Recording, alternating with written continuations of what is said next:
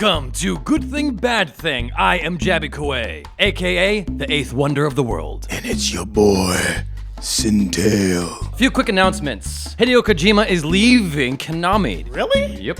So there was a whole thing about Kojima Productions being taken off the posters for Metal Gear because they had like this kind of friction between them. Now, if you look at the history of Metal Gear, every single game since Metal Gear Solid 2 has been delayed. Yeah. Because he keeps spending time and more time perfecting the game. Right. Because he really cares about the craft like the way, classic Western filmmakers care about the craft. And Konami doesn't just do games. Here in the States, they do. Right. But elsewhere, they do a lot of other things. It's like, they're like, whatever, we can let that go. Kojima's basically done with it. He's going to go on to make other stuff. And he can't take Metal Gear with him. I was going to say, is his name, he doesn't own the product anymore? He signed over the rights to it? Konami owns it. Wow. Yeah, I think the problem with the Metal Gear Solid franchise now is that everybody's taken all the good things about it and have like recreated it into newer things. Like, I remember when the very first Metal Gear, not the very first, the first one, the PlayStation came out, not the regular Nintendo one.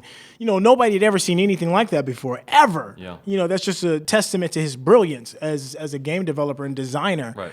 But now, because everybody saw the success of what he's doing, it just doesn't seem as special anymore. So I think the people that buy into it are like us, the ones that have the nostalgia as to what that style of gaming did to gaming overall. Right. Halo 5 has a release date, October 27th. It's right around your birthday, isn't it? Yeah, man.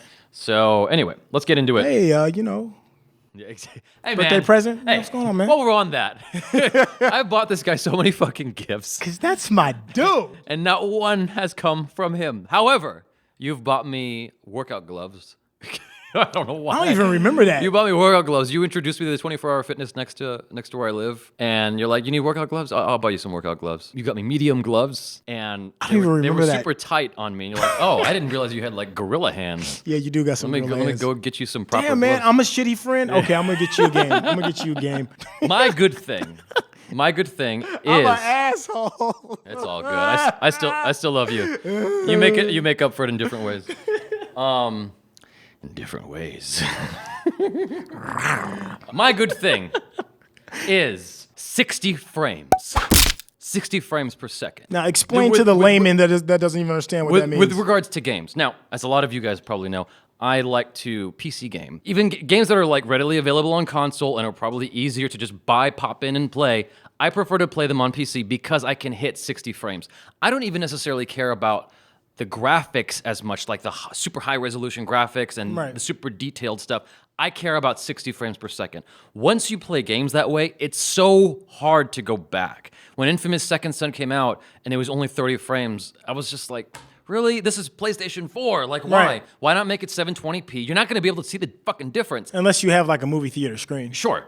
But you can definitely see the difference between 30 frames and 60 frames a second, as you recounted with Diablo. Yeah, there's a big difference. How can you play the game any other way? One of my things that I was going to bring in as a bad thing, but I'll just bring it into this, is the remastering of games. The Last of Us. Yeah, I haven't played that. I heard it was good. It's at 60 though, isn't it? It's at 60, and it's like, that's the only reason why I bought it, was so I could play it at 60. But I thought they had some additional chapters and stuff to go with it too. They had the one bonus, because it was like a bonus download, DLC, that they just lopped it in with the game.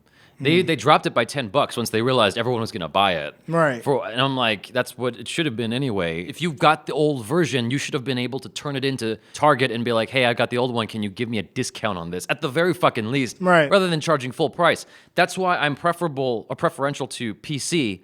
Because when you update your graphics card, the game just gets updated in graphics. It looks much better. Right. Provided that they allowed it for that kind of, roof. When I was playing Grand Theft Auto on PS3, it's like, after a while, I kind of got burnt out because I got busy. But you're not a big Sandbox fan unless it's Infamous. This is true. But I'm also not a big Sandbox fan unless it's 60 frames.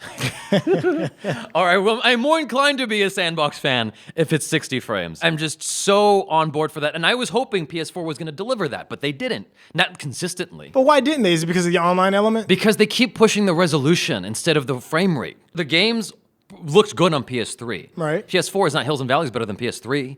It looks slightly better. It looks more defined. The resolution's better, more consistently better. But I would have preferred to just keep PS3's graphics and give us 60 frames constantly, because it looks way better.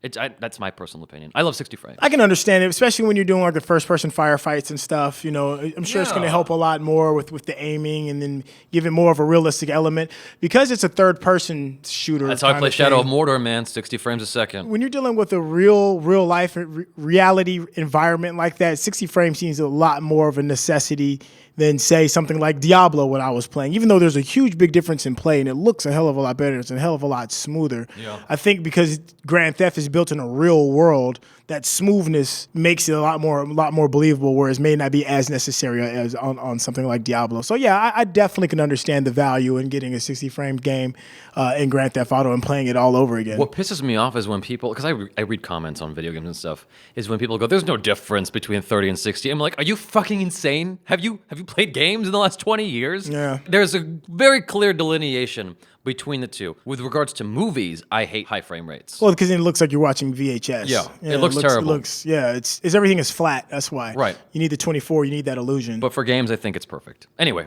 that's my thing. You agree? 60 frames is awesome. Yeah, it's a good thing. 60 is good, man. I don't have to have 60 because I enjoy Grand Theft Auto. I noticed the big difference between I had it on the 360. Yeah. Originally, and I loved it. I had a great time. Yeah. And then I saw it again on the 4, and I could tell the difference. I could tell the difference between the HD version. But that was still 30. I had the feeling that you had about looking at 60 as that's the way I felt when they changed up, the HD version. I was like, wow, it's such a more beautiful game. Yeah. And I played it all over again with that sense of like, okay, this is like I'm looking at, the polish. But there's like ripping people off. Seriously, it's like the same game. You don't need to charge that much for it's like PlayStation 3 to PlayStation 4, they should be giving you a discount if you bought the game already. Anyway, what's your good thing, man? My good thing, the Furious 7, Fast Furious 7 just came out, and the main thing is Paul Walker. Yeah. And what they did, because they CGI'd a lot of him, his face, his movements, and everything. So my good thing is going to be computer-generated real-life people. And before we jump into Fast and Furious 7, because you haven't seen it yet, I wanted to show you this commercial, Galaxy Chocolate. Okay. And what they did is, this was before they came out with the hologram Tupac. Did you remember seeing the hologram Tupac? I did. They had a Coachella, for those that don't know, and they brought out a hologram version of Tupac, and it was beautiful. Yeah. I mean, you could tell it was still computer generated, but the movement of his bandana, his mannerisms was spot on. And they brought somebody from the dead, essentially, and had them perform. Blew the internet's mind. But before that, there was this commercial with Audrey Hepburn in it. Wow. Right? Whoa. That's pretty convincing. It is. I mean, you can tell that it's CG. That's completely CGI? But yes. They're not lifting that out of a movie? No. They totally recreated her. I mean, and because this was done a few years ago, you can tell now. Yeah. Your eye knows what's real and what isn't, but it's still amazing. Yeah. It's really brilliant. This came out, and then they did the Tupac one when he came out on stage, and then which leads us to Fast Furious 7, and they brought Paul Walker in. And what I heard is that they brought his brother in to do some matching for body size and some movements, and then CG'd his face. Unless you know exactly what you're looking for, I'd say 90% of the people that watch it will not be able to tell the parts where his face is CG. That's how well it's done. But why is this a good thing? It's a good thing because now we can take people, Michael Jackson, Robin Williams, who's just passed, anybody that's gone and passed that's already died, or even younger versions of people. We could have, like, a perfect example is they're doing the same kind of technology in the next Terminator, where they're bringing in a younger version of Arnold Schwarzenegger. So we can get actors or people who are either already passed or younger versions of them and then implement them into modern times. Yeah, I can see how that can be a good. So no, I want to hear your bad thing. Tell me why. I don't know. It's almost like going back to what you were saying before about how we are meant to let go of things, how right. we're meant to let go of the past, and in regards to our photos and whatnot. Right. I kind of feel the same way. There's new talent on the rise all the time that we can turn to. We don't need to come. The Paul Walker thing is an exception because they were trying to finish a movie. Okay. But I don't like that we keep trying to revive the dead through CGI. It's like, it's not necessary. Just They passed away. I know it sucks. Let it go. Let's make room for new talent now. Stop trying to bring back Tupac. It sucks. It sucks. I know it sucks, man. It hurts. It hurt all of us. But he's gone. He's not coming back. And making him CGI is just creepy. It's not cool. It's not nice. It's not respectful. It's just let it go. He's gone, man. It's not going to make things better. If anything, it's going to elongate the pain that we feel. Okay, let's just say you've gone past the pain process, and I don't know. I'm trying to think of. I don't know. I don't want to bring back Michael Jackson from the dead. But okay, we're talking about musicians. Let's talk about actors, people that fit the time period that they acted in. Let's say you're doing like a recreation. Let's say you're bringing back like some '80s movie. I would make an exception for Heath Ledger and the Joker, though. Okay, see, there's a perfect example. That's the one exception besides Paul Walker. So there's nobody else. There's nobody else in the past you'd want to see. If you're white, it's okay. If you're white, it's okay.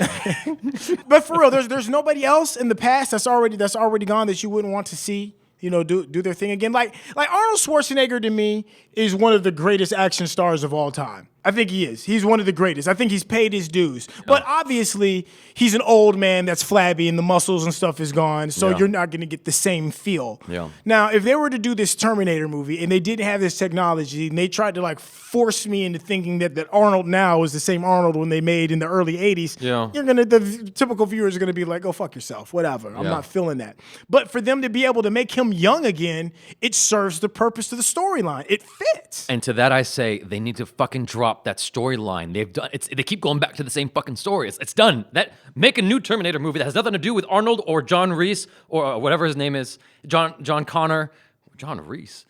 I don't know who the fuck John Reese is. So, Reese, there's someone named Reese in the fucking thing. I think it's the guy who protected Sarah Connor. Right. Kyle Reese or something like that. Anyway, drop that storyline. Get over it. It's done. The movies are done. Like, after 2, you fucked everything up. Yeah, You're not going to make when it you better. think Terminator, the first person that pops in your head is Arnold Schwarzenegger. I mean, he's pretty much the face of the franchise. Yeah. It's like making a Disney movie without Mickey Mouse. False. That's probably how people felt about James Bond when Sean Connery stepped off and someone else stepped in. But we've got to get over that. It took maybe 20 years, but we got over it. I think we can move on with Terminator and make new, because that's such a rich world. That's such an interesting fantasy that you can play with and create new stories from. Right. Things that don't even have to be the end all be all. It can just be pockets of things that happened on the cusp of the end of the world. Right. That could be an interesting story. Kind of like what they're doing with Star Wars, where they have these kind of offshoot stories that have nothing to do with the main overarching story. You know what I'm saying? I think they can do that with Terminator. I think it's a rich enough world that there's a lot to play with there. They sort of did that with the Animatrix, where you saw these kind of different things that had nothing to do with the main plot. I think they can do that with Terminator. Let go. Kyle Reese, John Connors, Arnold, just let it go. Stop trying to CGI this shit and bring it back. Let it go. I don't think that's a good thing. Okay. Ultimately. All right. Anyway. Respect. Let's go into the bad things. My bad thing is the Jolie effect.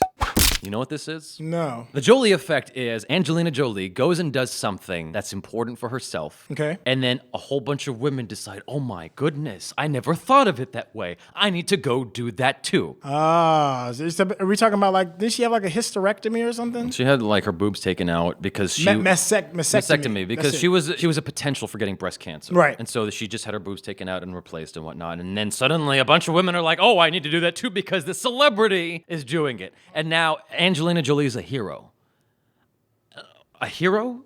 She's a hero for having money and the capacity to do this? But I think she's more of a hero because she's raising awareness. No, she wasn't raising awareness on purpose. It was by accident. Oh, so okay. In my opinion, it was by accident. It's like she had to go through it. But it's like she wasn't going to raise awareness on it if it had nothing to do with her. But wasn't there something else that just happened outside of her having her mastectomy? Like just recently, like a couple of weeks ago, a few weeks ago. I don't pay that much attention, but I caught that little fucking phrase, the Jolie effect, and I just got really mad. And so I haven't looked at any studies, but I'm pretty sure the various forms of cancer were made well aware before Angelina Jolie had anything to say about it. The long-established awareness ribbons were around before Jolie went to the doctor. She isn't any more special after removing her boobs and ovaries than she was before those surgeries. Nothing is heroic about anything she does. Sure, her generosity in contrast to other celebrities is worth noting, but that's as far as it goes. Just because she's nice and everyone else is a stupid asshole doesn't make her great. It just means everyone else is a stupid asshole. Angelina Jolie isn't changing the financial situation of a lot of women who need more medical attention and are stuck. She's just watching her own back, and others got scared because she got scared and don't want to be scared no more. That's what fucking happened. Okay, but is she claiming herself to be a hero, or are we clamoring her to be the hero? Because if it's the other, then it's kind of not like really her fault then. She's not denying it. She's not saying stop. She's totally taking in the glory. She's totally sticking, to this catchphrase, this buzzword, the Jolie effect. I'm like, fuck you so hard. I'm glad she's nice and she's adopting Vietnamese children and whatnot, but like, come on. Like, she couldn't adopt Cambodians if she didn't have money. It's cool that she's doing that. Uh-huh. She's not a hero. I think of this and I think of Magic Johnson. Even though we knew AIDS and HIV was running rampant, yeah. It didn't really, truly, honestly hit home until like Magic Johnson got it as far as my community was concerned. I'm not saying every black community because all black people are different. When Magic got it, it's like, whoa, that's okay. We knew that it was bad, but it's really, it could happen really to, bad. It could really if happen it can happen to anybody. Magic, it can happen to anybody. Yeah. We labeled him a hero, and it's because he had the courage to go out there and to admit this. Because at that time, that was like the kiss of death. I see kind of Jolie is kind of like the same thing. As a tall black guy with HIV.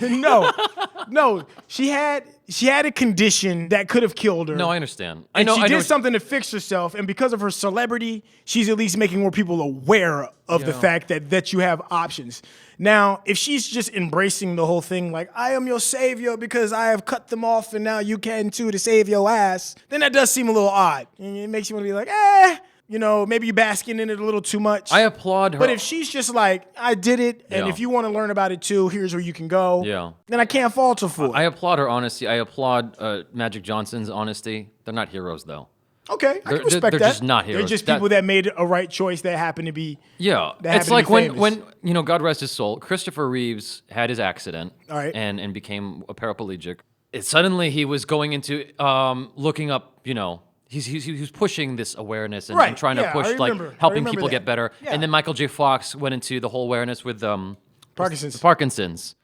Shaking my hand to communicate the thing. Yeah, it's like, well, how come you didn't care about Parkinson's before? Why didn't you care about it before? Oh, so you only care about it because it happened to you. Well, yeah, but that's most people, though. But if you had like some weird, rare cancer that just hits you tomorrow, right? Okay, and we have this forum that we have right now, this podcast. You're gonna be like, I got this thing. It's gonna fuck me up. Yeah. But let me tell you how you can't get it. Right. And send some money to come save my ass so that I want to live a little bit longer. You're gonna use your resources. Right. But that doesn't make you a hero. That doesn't necessarily make you a hero. That's all I'm saying. But if you actively go out to try and help people, how's that not? That's heroic. That is applause worthy. Okay, you have received my my validation.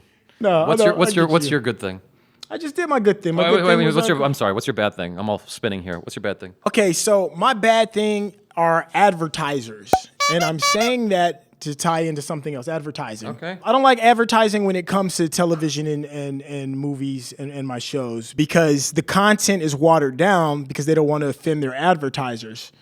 And if they say anything offensive, then their advertisers are pulled. I was just thinking about this because they were talking about Walmart in House of Cards. House of Cards. They're talking about Walmart and bashing them. And I told Faye, I'm like, they can't do that. But they can because they're on HBO. Right. Well, no, it's not HBO. It's on Netflix. Netflix. And Netflix can do whatever they want. Exactly. So that ties into what I'm about to say next. The big news stations in the U.S. are as far as they're concerned, is like CNN, Fox, and like MSNBC. Yeah. Those are like the three big ones. And they catch a lot of slack for one leaning one particular way and then also catering to not offending who their sponsors are because that's who pays their bills. Well, there's a show that comes on HBO called Vice.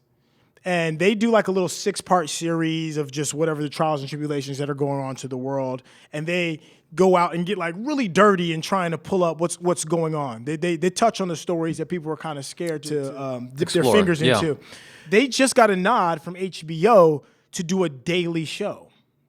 Whoa. Now, why this is important is because it's HBO and they don't have to worry about sponsors. So you can say whatever it is that you want to say. You can uncover truths and not have to worry about your funding being pulled. So it's giving what I'm hoping is giving us an opportunity to really get some honest to goodness news. Also, John Oliver is, right? But his is satire. This isn't satire. This is just legitimate news. This is legitimate news. It's going to be a legitimate news station that HBO is putting out. I don't know if I've never heard of Showtime, Cinemax, Stars, or anybody else doing a news show. And I'm hoping that most content, to go all the way back, circle back again to say why I don't like advertisers, is that I'm seeing the trend happening where everybody's throwing their fingers up to these advertisers and going to Netflix and going to Amazon, going to HBO and going to Stars to come up with this amazing content and preserving what I think is the most important thing when it comes to entertainment is story. I don't think advertisers are necessarily the problem there. I think it's more so bending a knee to the advertisers rather than going, look, we're going to put out what we put out. If you don't want to be part of this, then don't be part of it. It's that simple. And instead of catering to them. But you have to cater to them because if Walmart is backing you, that's a huge, major contract. And you're out there, you got a character that's like, I don't know, an anti-Semite or something like that. And they're a misunderstood character or whatever it is. It doesn't matter how misunderstood the character is or what the dynamic character is. It doesn't matter any of that shit. They're going to have a problem with it because now they've got a product in Walmart representing saying that this character is okay. You follow what I'm saying? Yeah. And that's a lot of money to just be like, it's easy to turn your back to like mom and pa's chicken spot around the corner who's donating $20 to your cause. Yeah. And it's a totally different thing when somebody is donating $20 million. Right. Yeah. That's a tough one. Good win, Sintel. Touche. All right, you guys. Comment below, please. Let us know what you think of what we spoke on. And follow us on Twitter. Jabby Kaway. Sintel. That's it, you guys. Thank you so much for watching. Please tune in next time. Same bat channel. I will talk to you soon. Peace.